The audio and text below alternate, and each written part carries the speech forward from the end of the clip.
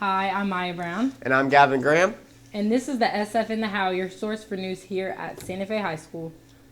This is our first episode of the season, so we thought we'd just give you a little rundown of what you can expect as the year goes on. Here at the Santa Fe Network, our staff works really hard to keep you informed. From the daily announcements show to SFN Alpha, where you can get your rundown on what's happening day to day on campus, to this show, The Howl, where we'll give you news stories that are relevant to your life. Stories that are being produced by Tag Kimberling, a year-long behind-the-scenes look at the insane amount of work that Stuka puts into Double Dare Week. They do hard work, for instance, making fundraising, stuff like that, and doing dares within the cafeteria. They work really hard around the school day to day for the whole week. But don't worry, we'll have weekly restaurant reviews about what's happening around in Edmond, the state, and sports recaps at Santa Fe, and interviews with your favorite teachers and the alum. Also, thanks to our partnership with PBS, though, we'll cover a lot of hot topics. Last year we talked about our generation being out there to vote, and this year we'll cover stories on gender bias, breaking down stereotypes, mental health, and how you can take better care of yourself. Like the story by SFN producers Natalie Hovon and Sage Hansen. Earlier this week, we were contacted by PBS with an idea to make a story about students, our opinions, and how we're fighting against climate change. I think that people aren't really talking about it, which, in my opinion, they should be. But I feel like it's not a very big topic unless it's 100 degrees out and people are complaining about sweating. Then they're like, oh, it's global warming, we're doomed. That's when people really want to talk about it. I think my role in it is pretty big because I not only advocate on it, but I educate on it. I sit and if somebody has a question about what I'm talking about, I'm going to answer with the knowledge that I've equipped myself with. So, have you gotten any pushback for your activism? If so, what kind of pushback? I think the most pushback has been from peers, not so much as adults saying oh, you shouldn't be worrying about this or it's not real.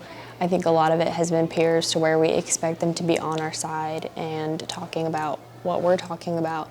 We expect a lot of young people to be interested in this. But if we feel people our own age and our own generation aren't caring about the same things, it kind of makes us want to take a step back and think if they don't care about our future, then why should I? Why should I be the one talking about it? So.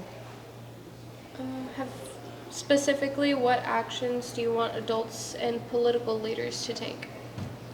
I want them to make it a topic of discussion. I want it to be present in most political discussions.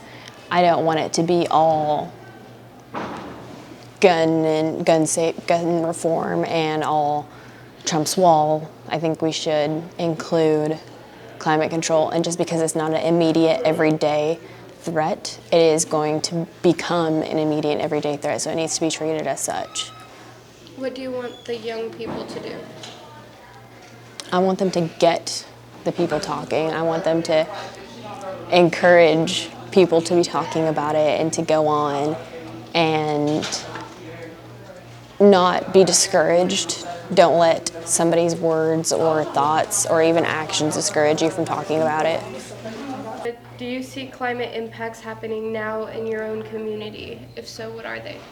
Yes. I've noticed that the medians if you notice in traffic areas, the medians, how they usually have a little looks like a floating garden. This time last year, they looked really good. They were very alive, very well. And this year, they're very dead. There's not a lot of grass there. There's not a lot of plants. Why do you think action on climate change has become so politicized in the United States?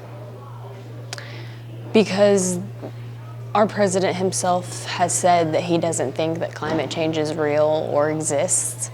So for something so publicly to be talked about, the president could say that he doesn't like grape-flavored candy, and it could become a huge political discussion just because it's who said it. not because it's what's being said, it's because who said it and who heard him say it, he or she, or who watched them say it, you know. So. What do you say to the doubters who argue you're being used by adults to further their environmental causes and you don't understand the complexity and difficulty of the issue? I say that is bull crap, and I don't really think it's fair to say that youth is being used by adults to further their environmental causes, because a lot of it is, if you look into some organizations, a lot of it is kids starting something and then getting the adults involved thereafter. My group, YEC, it's Youth Enacting Change. Before I joined, they were started by high school and college students, and then later adults were asked to help. So a lot of the hereafter changes are after the kids have started something, the adults step in. So I don't really think it's fair to say that in the sense. All right, so like what we're gonna talk about that for a minute here. So what did you think about that whole video? I think she made a lot of good points. For instance, us, us too, including, and even the younger generation not knowing a lot about climate change. Yeah. So, that's gonna have a lot of long-term effects on us if we're not even educated on what is gonna affect us long-term. Yeah, I mean, so there's a lot of things that are wrong with climate change there being an issue, such as the older generation especially is not informed about this, because they were born and raised to be told that America's perfect. That's just how it is. They were yo, we have a great country, nothing's going wrong right now, and the world's awesome. But then now I actually talked to my grandfather about this. He's about 76, and he goes hey, do you know that the world's gonna be irreversible in about 12 years? And he's like, ha. Bull. And so he just went on about saying that's not true, that nothing's right about that, and all of a sudden a week later it actually had popped up on Fox News.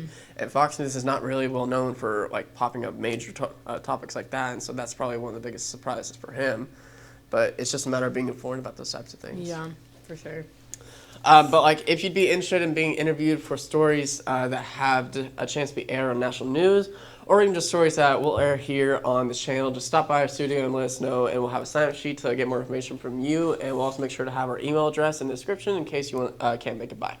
Seriously though, guys, we cover all kinds of things here. We'll be coming at you with TV and movie reviews, local businesses you should be checking out like Big O's, and so much more. So check in every Friday to see what we've got for you. Yeah, just kind of along the lines with Friday, did you notice that we also had about 8 different officers at that game? Mm-hmm. And so I think that's just one of the biggest steps that Edmond Public Schools is taking nowadays, is that they're wanting to increase security. Yeah. Because of so much that has been happening, we've been in school for about a month, we've already had 2 threats. And so what are your opinions about this whole progression? Well, how you're talking about the game, as soon as I came to the game, they knew I was with Hawkins, and I am with the broadcasting team.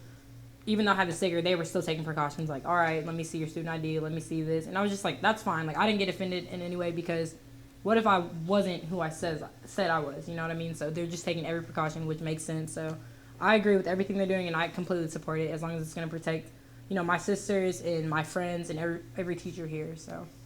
Yeah, if you guys have any comments or anything that you guys just want to mention to us, we'll go ahead and make sure that we have our email and everything down in the description.